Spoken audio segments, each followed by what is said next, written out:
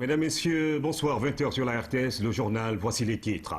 La première vague des projets retenus dans le cadre du plan Sénégal émergent sera lancée au mois de mai prochain. Une information qui fait suite à la réunion du bureau opérationnel de suivi du PSE ce matin sous la présidence du chef de l'État qui réitère son engagement pour une bonne mise en œuvre de ce programme. Et puis le liquide prêche à la une ce 22 mars et célébrer la journée mondiale de l'eau. Question, comment assurer la sécurité énergétique et l'utilisation de l'eau. Colère des familles chinoises dont des membres ont disparu dans l'avion de Malaysia Airlines. Elles se disent persuadées qu'on les cache quelque chose. Du grand format, nous reparlons de la problématique de la salinisation des vallées rizicoles en Casamance. Un sujet d'actualité et une consécration pour notre reporter Ibrahima Diallo, lauréat du prix télévision du NEPAD et de l'Union africaine sur les questions agricoles. Comme quoi, l'agriculture peut bien nourrir son âme, à suivre dans grand format. Bienvenue à tous. Le plan Sénégal émergent entre dans sa phase pratique. La première vague de lancement des projets sera mise en œuvre au mois de mai prochain avec plusieurs réformes engagées comme mesure d'accompagnement. Les secteurs prioritaires identifiés sont l'agriculture, l'énergie, le tourisme, l'habitat social entre autres, y compris l'autoroute Diamniadio-Thiès-Touba. Le chef de l'État a présidé aujourd'hui la réunion du comité d'orientation stratégique du plan Sénégal émergent. La synthèse de Pape Biram Bigangaï. Place à l'action, instant crucial et moment clé du processus de mise en œuvre du plan Sénégal émergent. Les tout premiers jalons posés avant les premiers coups de pioche. L'avenir du Sénégal s'éclaircit après le succès retentissant du groupe consultatif de Paris. L'outil de veille et de suivi de l'exécution du PSE entre en jeu. Le boss se met déjà dans la phase pratique. D'ores et déjà, un calendrier précisant les prochaines étapes pour le lancement opérationnel du dispositif d'implémentation est élaboré et des échanges sont en cours avec des partenaires techniques et financiers tels que le PNUD, la Banque mondiale, la coopération chinoise et la Fondation Tony Blair pour permettre le démarrage sans plus tarder de la première vague des actions phares du PSE. Voici l'image qu'offrait Séoul à la veille de la guerre de la Corée en juin 1950. C'est la même place par cycle de 30 ans. Voilà l'effort, je pense, auquel nous convie son Excellence, Monsieur le Président de la République, dans la mise en œuvre du PSE. Le bureau opérationnel de suivi du plan Sénégal émergent BOSS, sous la tutelle du ministre Mohamed Dionne, met en place l'amorce de la phase exécution du PSE. 27 projets, 17 réformes, 3 vagues de lancement pour un Sénégal émergent. Le discours et la méthode accrochent une première phase qui fait focus sur 8 projets, notamment l'autoroute Diamniadio-Thiès-Touba, suivie d'une première vague de lancement de projets phares avec comme date repère le mois de mai 2014. Plusieurs secteurs prioritaires et porteurs de croissance sont dans les starting blocks. Il s'agit notamment de l'agriculture, du tourisme, de l'énergie, des mines et de l'habitat social. À côté de ces grands axes du développement durable, il y a des réformes nécessaires à la mise en œuvre correcte de ces projets. On peut en citer l'accès au foncier, la mise en place du Fonds Sénégal émergent et la création des zones économiques spéciales et paquets investisseurs, entre autres.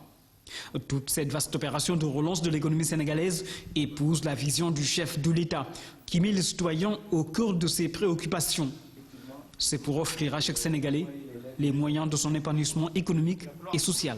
Nous avons le devoir de réussir le plan Sénégal émergent pour mériter le soutien des citoyens et surtout aussi être à la hauteur de l'espoir grandissant suscité par ce plan. L'excellence dans la mise en œuvre est la clé pour réussir la concrétisation des ambitions de ce plan stratégique pour le Sénégal. Il s'agit désormais de faire face à la mise en œuvre et au suivi du plan Sénégal émergent. Passer de la phase conception à la phase pratique et toujours avoir une longueur d'avance sur les délais d'exécution du PSE. Telle est la volonté du président de la République qui souhaite imprimer un rythme rapide à la mise en œuvre du plan Sénégal émergent.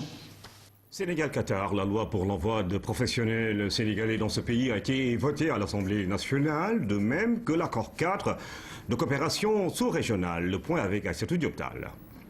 La loi 07-2014 autorisant le président de la République à ratifier l'accord entre le Sénégal et le Qatar relatif à la réglementation de l'emploi des travailleurs du Sénégal au Qatar a été votée à l'unanimité. Mais avant, les députés ont attiré l'attention du ministre sur quelques-uns de leurs préoccupations par rapport à ce projet et manque d'apporter ces éléments de réponse. Le Qatar n'a jamais signé d'accord en matière d'envoi de travailleurs dans le monde. Jamais. C'est le premier accord que le Qatar signe avec un État étranger. Je pense qu'il faut d'abord s'en féliciter. Bon, on peut ne pas signer un accord et dire aux Sénégalais qu'il y a des opportunités de travailler au Qatar. Allez-y. Je pense qu'il est souhaitable plutôt de signer un accord et d'encadrer l'envoi de travailleurs, de compatriotes au Qatar. Si vous lisez bien l'accord, nous avons essayé de négocier pour avoir le maximum. Naturellement, quand on négocie un accord, on fait des compromis. Et il y a eu des compromis qui ont été faits. Et c'est pourquoi nous avons voulu également instituer un mécanisme de suivi et accompagner les travailleurs par l'envoi d'un inspecteur du travail, qui s'y connaît très bien, pour suivre de très près ce qui va se faire sur place. Et nous avons, comme je l'ai dit en commission, un bureau économique également au Qatar. Donc les préoccupations que vous avez exprimées sont légitimes, nous les partageons.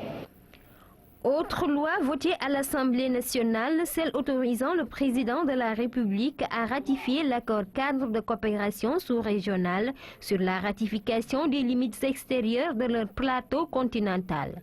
Ces deux projets sur lesquels se sont penchés nos parlementaires ont été signés en septembre 2010 et décembre 2013. Démarrage des travaux de prolongement de l'autoroute à péage Diamniadio-Diass, premier coup de pioche dans les mois à venir, suite au financement de l'Agence française de développement, 58 milliards. La directrice de la dite institution s'est rendue sur les lieux pour constater l'état d'avancement du projet d'Amsila. Cette visite de l'AFD sur l'autoroute à péage Dakar-Diamniadio annonce le lancement de la deuxième phase qui concerne l'axe Diamniadio-Diass. Le projet est financé à hauteur de 58 milliards de francs CFA par l'Agence française de développement. Il reste à terminer et à complètement remplir, je dirais, la zone de recasement. C'est normal, les travaux ont duré aussi plus longtemps. Hein. Et dans l'ensemble, je me dis, nous sommes déjà au cœur du Sénégal émergent. Après l'autoroute à péage, la délégation s'est rendue au site de recasement des personnes déplacées lors de la construction de l'infrastructure. 123 parcelles en chantier leur sont destinées, ici à Tivaouane Peulh. Déjà 35 familles habitent sur les lieux, mais sans eau ni électricité. Les démarches ont déjà été entreprises au niveau des concessionnaires. Et je pense que pour ce qui concerne la Sénélec, c'était juste des problèmes de compteurs qu'il fallait en fait mettre en place. Et sinon, le processus est assez bien avancé. Plus de 35 000 véhicules empruntent chaque jour l'autoroute à péage. Une facilitation de la mobilité urbaine qui a des répercussions favorables sur le plan économique. Sur le marché principal, il y a eu plus de 20 milliards de francs CFA qui ont été mis au bénéfice des entreprises sénégalaises, que ce soit les transporteurs, que ce soit les PME, les entreprises qui ont travaillé avec nous. Et cette année, on fera le maximum pour sous-traiter du travail, que ce soit des ponts, des ouvrages, des travaux routiers, à toutes les sociétés. L'Agence française de développement a participé à hauteur de 40 milliards de francs CFA pour la première phase de la construction de l'autoroute à péage. Au terme de la visite, la directrice de l'AFD a exprimé toute sa satisfaction vu la réussite du projet. Le ministre de l'Agriculture et de l'Équipement rural a remis 14 véhicules neufs aux directeurs régionaux de développement durable. La cérémonie de réception des clés des voitures s'est déroulée ce vendredi en présence des directeurs nationaux, des partenaires et des récipiendaires. Omar Baldé. Le développement de l'agriculture passe par des données agricoles et des statistiques fiables. Pour contrôler la qualité des données en cours de collecte, il faut parcourir des kilomètres. Fort de ce constat, le ministère de l'Agriculture accompagne les directions régionales de développement durable en leur offrant des véhicules neufs. Désormais, le défi de l'autosuffisance alimentaire est lancé à travers la remise de ces voitures. Il est important de doter des moyens aux DRDR qui sont à la base et qui font la collecte des données. Donc, ce dont va nous permettre d'être beaucoup plus mobiles, d'être proches des producteurs et de pouvoir collecter les données, des données fiables et des données disponibles à temps auprès des décideurs. Le Sénégal a démarré en fin 2013 l'élaboration de la deuxième stratégie nationale de développement de la statistique SNDS. La nouvelle vision sur la période 2014-2019 promeut, entre autres, une amélioration de la qualité des produits statistiques suivant les normes établies et dans les délais fixés d'une manière la plus désagrégée possible selon le genre et la décentralisation. Au total, 14 véhicules ont été remis aux chefs de services régionaux de l'agriculture. 2 autres sont mis à la disposition de la direction de l'analyse, de la prévision et des statistiques agricoles. Le geste entre dans le cadre des engagements de l'État à réaliser le second recensement national de l'agriculture. Le gouvernement du Sénégal, pour confirmer son option fondamentale de faire de l'agriculture le levier de notre développement économique et social, a décidé de vous octroyer ces 16 véhicules sur fonds propres. Nous sommes convaincus que vous en ferez un bon usage. Avant de quitter les lieux, le ministre de l'Agriculture a pu constater la qualité des véhicules en montant à bord. À travers chez Est, il lance l'accélération de la cadence de l'agriculture sénégalaise. À moins de 15 jours de la fête de l'indépendance, les préparatifs vont bon train ce matin. Répétition générale à la base militaire de Ouakam pour le défilé civil. Quelques 2500 personnes se préparent à marquer le pas aux côtés des militaires le 4 avril à la place de l'Obélisque, Philippe Sagna. Après 2 mois d'entraînement dans les établissements scolaires et autres structures, il était temps de rassembler ce beau monde. C'est une occasion pour le maître d'œuvre d'évaluer le niveau et d'apporter les correctifs nécessaires. Aujourd'hui, nous avons eu à faire quelques passages en fonction des critiques que nous avions observées. Et je pense que le premier, nous pourrons présenter au chef d'état-major général des armées, en tout cas une maquette du défilé qu'on va mouvoir devant lui et qui sera un tout petit peu la grande répétition générale avant le 4 avril. Une chorégraphie pour donner le top. Elle est assurée par les majorettes de l'institution Notre-Dame.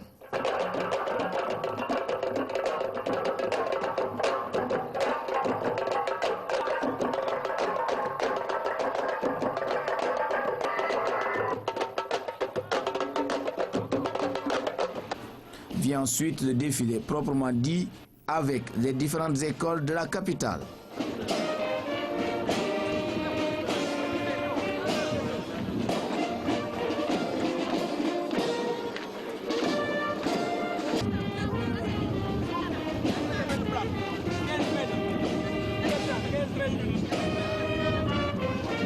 Quand on dit défilé civil, il y a les communes d'arrondissement et les villes. Il y a par exemple la ville de Dakar, la ville de Guédiawaye, la ville de Pikine et la ville de Rufisque. En plus, il y a les communes d'arrondissement qui présentent leurs meilleurs élèves. Je précise seulement que la sélection des élèves se fait sur une base de mérite et on avait demandé aux directeurs d'école et aux différents responsables de mettre au défilé les meilleurs élèves de leur classe.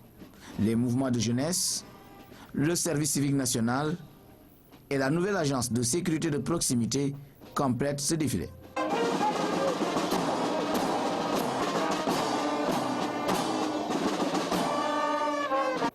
Que dire de cet avant-goût présenté par les majorettes du lycée Kennedy?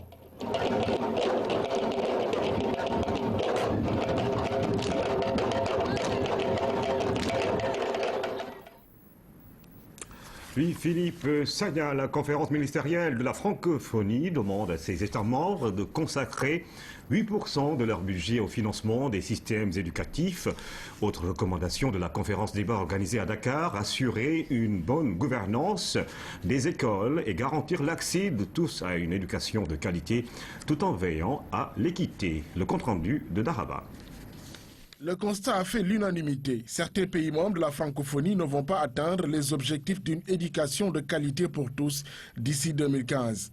Et dans la perspective de l'après-2015, les États et gouvernements membres de la francophonie veulent rectifier le tir. D'abord, financer de manière durable les systèmes éducatifs. Et là, on l'a indexé à un niveau de 8% du PIB au niveau des pays francophones. C'est par exemple une suggestion faite au ministre qui sera validée au niveau de la session ministérielle d'Abidjan en juillet 2014. Et à partir de là, ça devient un outil de négociation entre les ministres de l'Éducation et les ministres des Finances.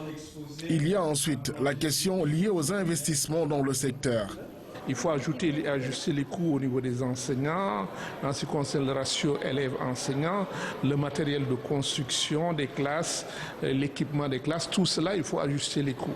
Donc la question de la gestion par rapport à l'efficacité et à l'efficience est une question centrale dans le financement de l'éducation. Le dernier élément, c'est la gouvernance. La gouvernance, il s'agit ici d'en faire une responsabilité partagée. Pour atteindre nos objectifs, parce qu'en définitive, nous voulons que nos jeunes que nous formons soient aussi employés tout de suite dans l'ensemble de nos structures. Les experts de l'éducation, pendant 2 jours, ont listé les défis et priorités pour être en phase avec les objectifs du développement durable. J'invite le secrétariat technique permanent de la Confémen et les correspondants nationaux de la Confémen à exploiter convenablement les conclusions de cette réunion de débat en vue de permettre au ministre, à l'issue de la 56e session ministérielle, de disposer des orientations pertinentes. La 56e session de la conférence des ministres de l'Éducation des États et gouvernements de la francophonie Confémen, prévue à Abidjan en juillet prochain, a déjà un œil sur l'agenda post-2015. Reste à approfondir la réflexion amorcée à Dakar par les professionnels. À l'instar de la communauté internationale, le Sénégal célèbre ce 22 mars la journée mondiale de l'eau.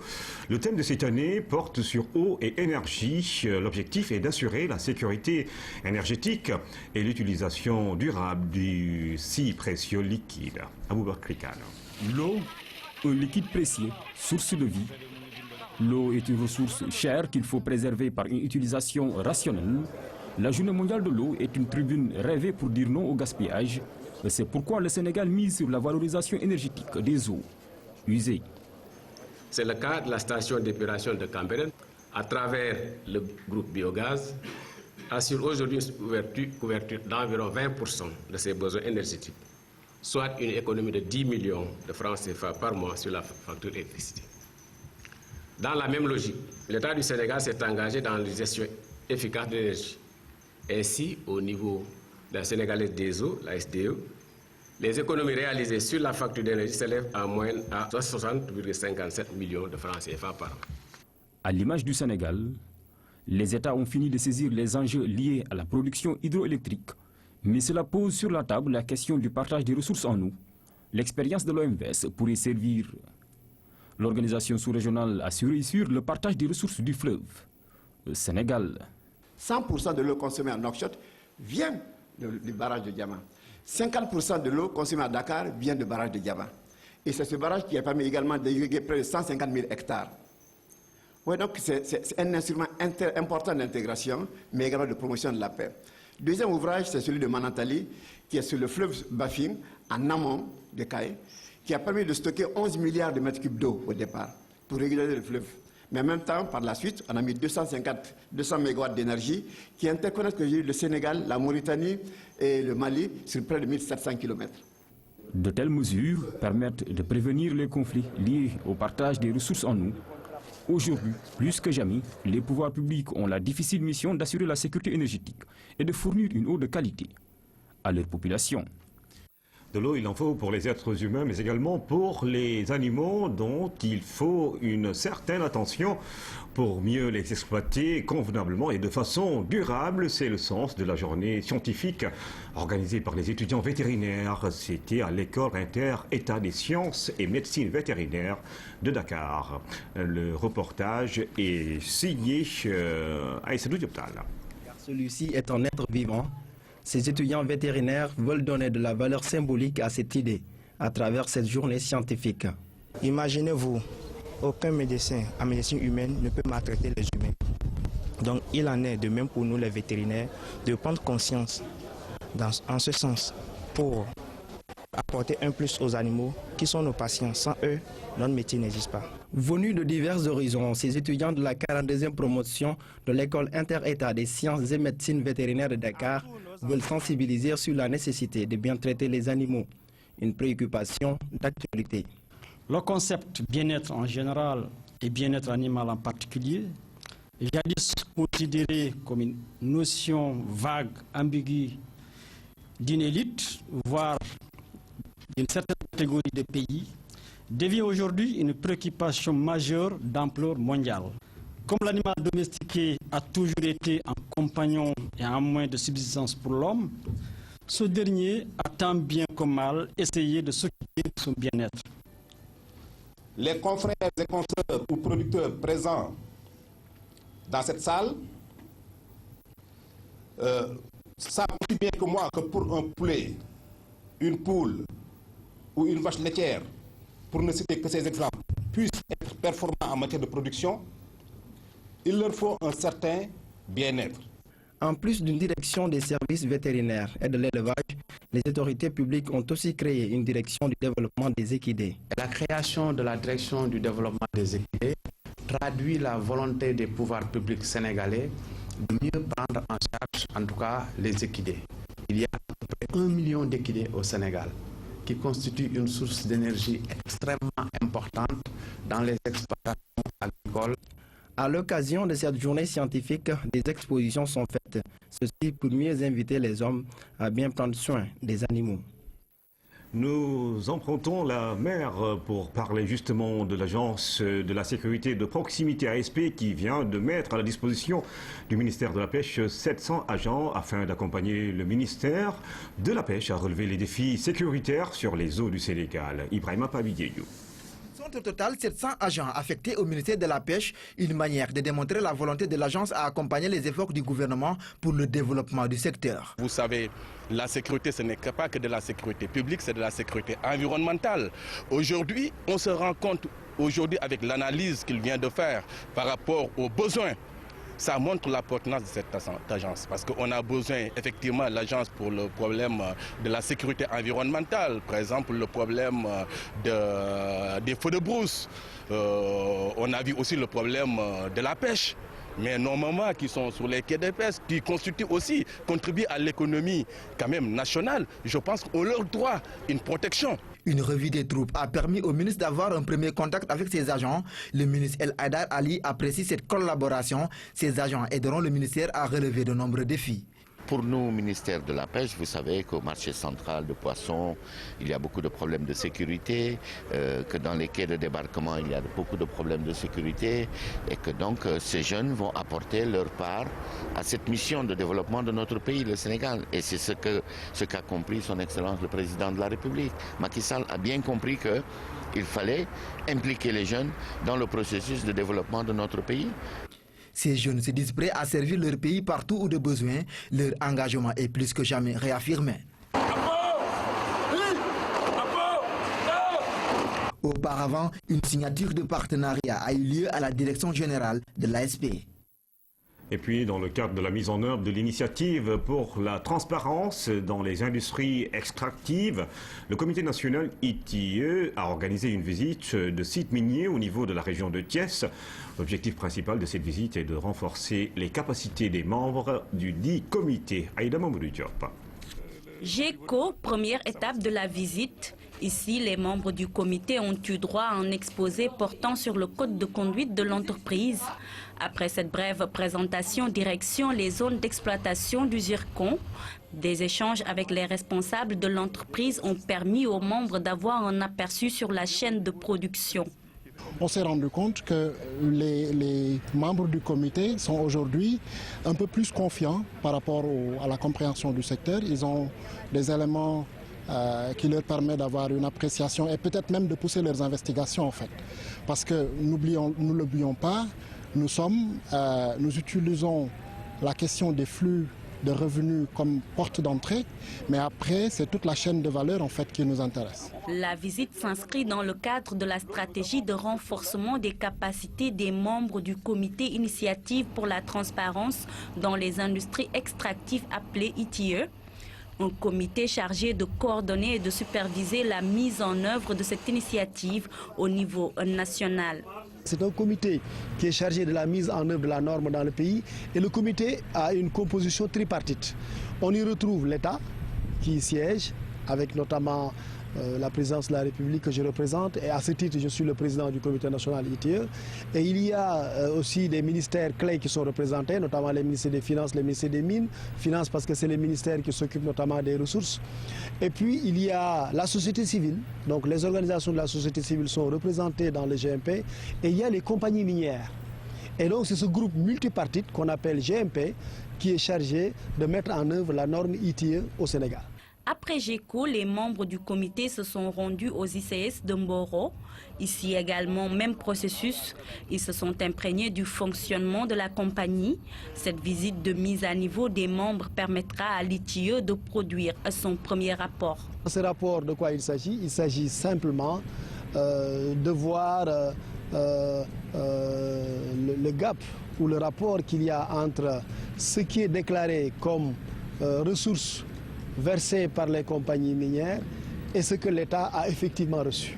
Cette mission fait suite à l'acceptation de la candidature du Sénégal par l'ITIE en octobre 2013. Le comité vise à garantir la transparence dans le secteur.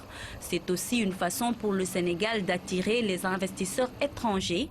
Auparavant, le comité avait effectué une visite similaire dans les sites miniers de Kédougou.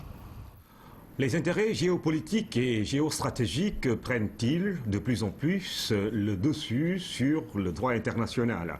C'est en tout cas l'avis de plusieurs experts réunis hier au Centre d'études diplomatiques et stratégiques lors d'une conférence sur la Crimée. Certains soutiennent que l'annexion de la péninsule par la Russie redessine les relations internationales et que la sortie de crise devra passer par le dialogue. René Massikadiouf. Un problème multidimensionnel, c'est ainsi qu'en partie le différend russo-occidental autour de la Crimée est qualifié. Un différend qui ne peut être analysé au strict niveau géopolitique. D'innombrables intérêts géostratégiques s'y sont également greffés. Comment en est-on arrivé là est la question que d'aucuns se posent.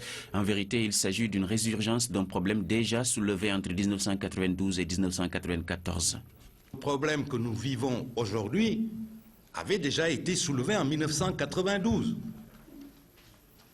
Et que malheureusement, le pouvoir central immédiat post-soviétique avait d'autres chats à fouetter que de venir s'occuper de leur propre population russophone.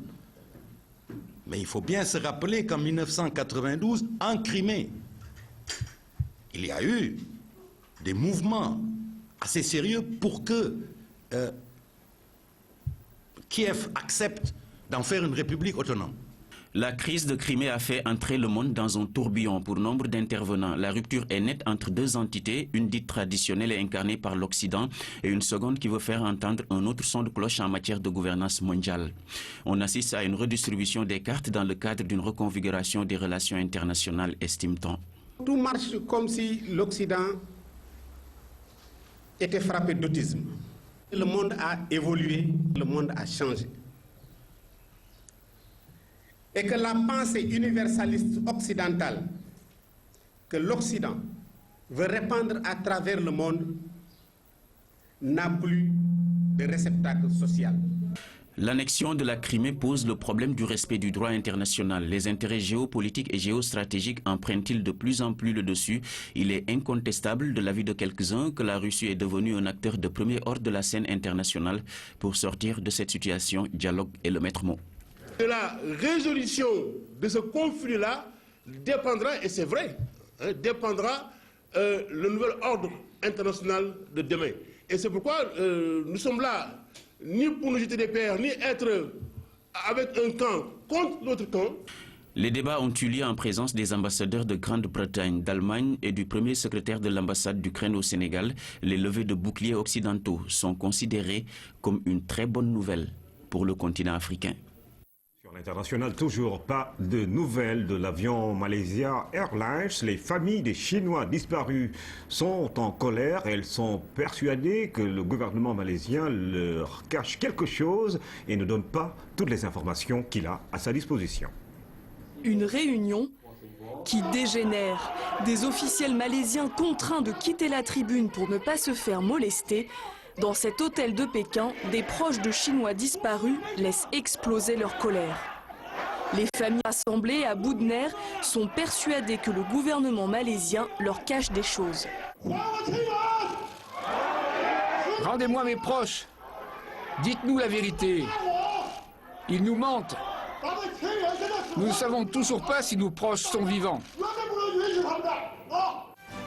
Nouvelle piste ou encore un faux espoir pour les familles, la Chine a reçu de nouvelles images satellites d'un objet qui pourrait être un débris du Boeing de la Malaysia Airlines, mystérieusement disparu il y a maintenant 2 semaines. L'ambassadeur chinois a reçu une image satellite d'objets flottants dans le couloir sud. Et ils vont envoyer des navires pour vérifier ces informations. L'objet flottant mesure 22 mètres de long sur 13 mètres de large.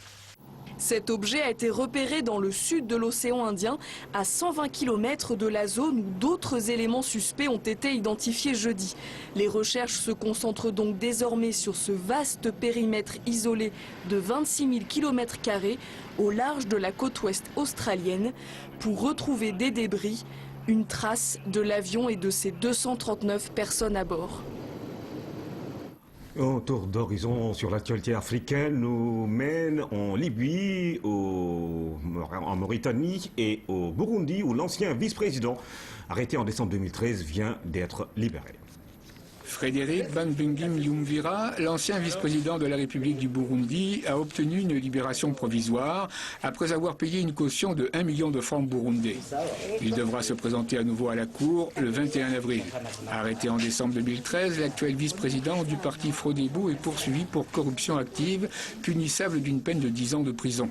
Il a toujours dénoncé un procès orchestré par le pouvoir en place. Ses défenseurs parlent d'une arrestation pour motif politique.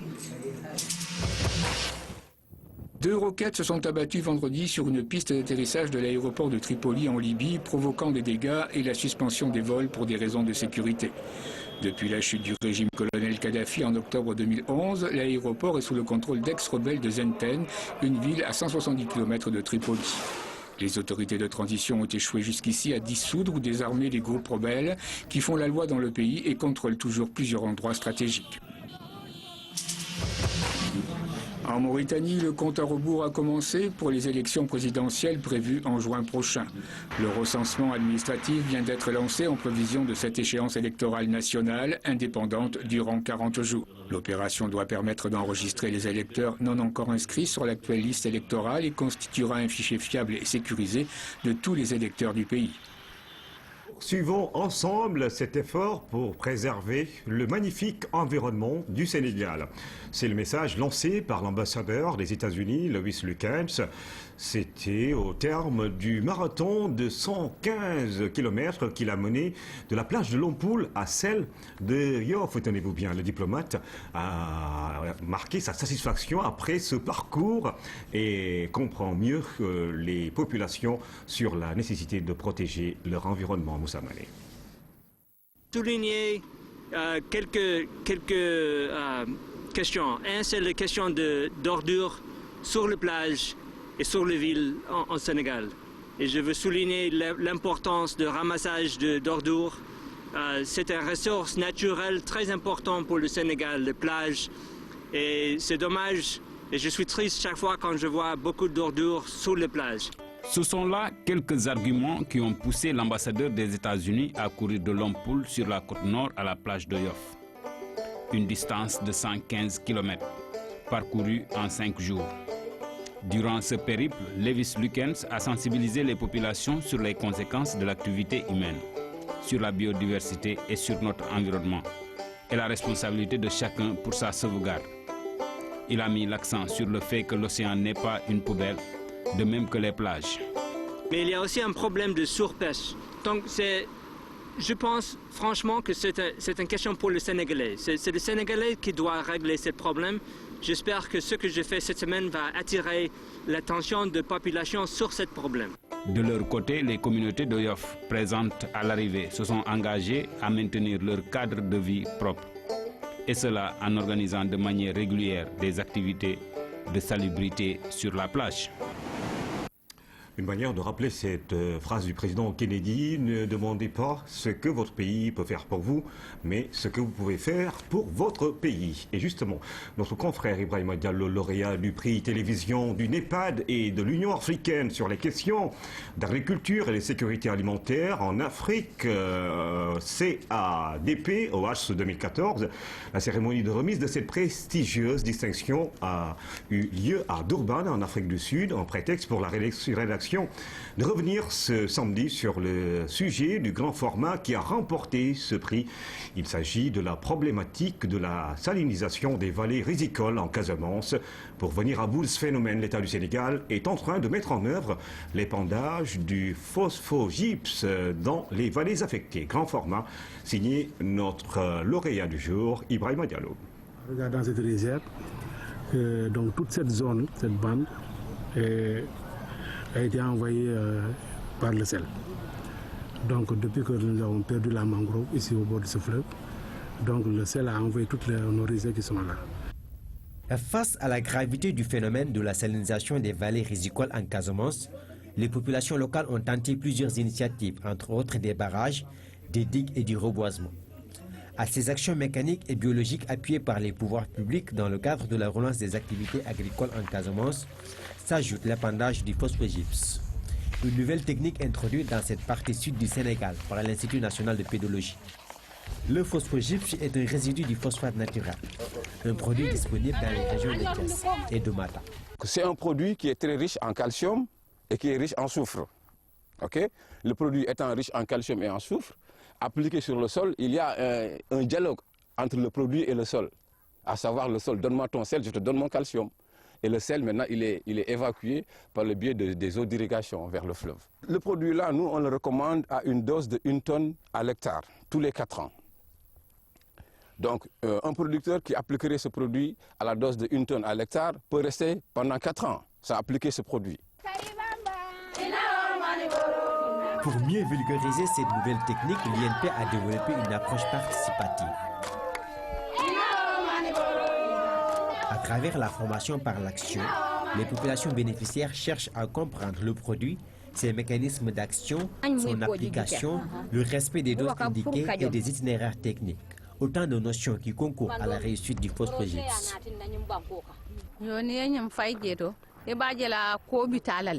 Pour épandre le produit, il faut soit le mélanger avec du sable ou bien avec de l'herbe sèche mélangée avec de l'eau.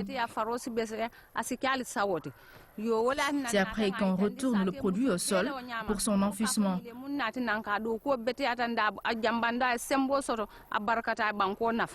C'est 8 femmes du comité de vallée qui ont bénéficié de la formation, mais il y en a d'autres qui en ont bénéficié parce qu'après nous l'avions démultiplié. Dans la joie de cultiver le riz en abondance, les producteurs de Birou et de Medina Boudjalabou dans les communautés rurales respectives de Bona et de Enampor mesurent l'impact du phosphogypse. Aujourd'hui, nous constatons qu'une grande partie des terres cultivables ont été vraiment utilisées en utilisant au moins la poudre, le phosphocide qu'on utilise au niveau des parcelles. Vous voyez, il n'y a plus de mauvaises herbes et le sel s'est retiré des parcelles. À cette période de l'année, on ne pouvait pas voir des vaches paître sur place. C'est pourquoi nous lançons un appel aux autorités pour élargir cette initiative sur toute la Casamance. Mieux encore, tous les producteurs bénéficiaires ont vu leur rendement considérablement amélioré. Cela fait une dizaine d'années que je n'ai pas eu un tel rendement. Dans toutes les maisons de ce village, nous avons des greniers remplis de riz. Et c'est vraiment grâce au phosphogypse. Tout le riz que vous voyez derrière moi m'appartient. C'est grâce au phosphogypse. Vraiment, nous remercions l'INP qui nous a transféré cette technologie.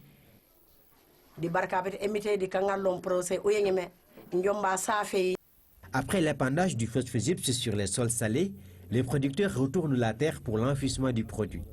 Un système qui requiert des machines adaptées. D'où l'urgence pour l'État d'accélérer son programme de mécanisation.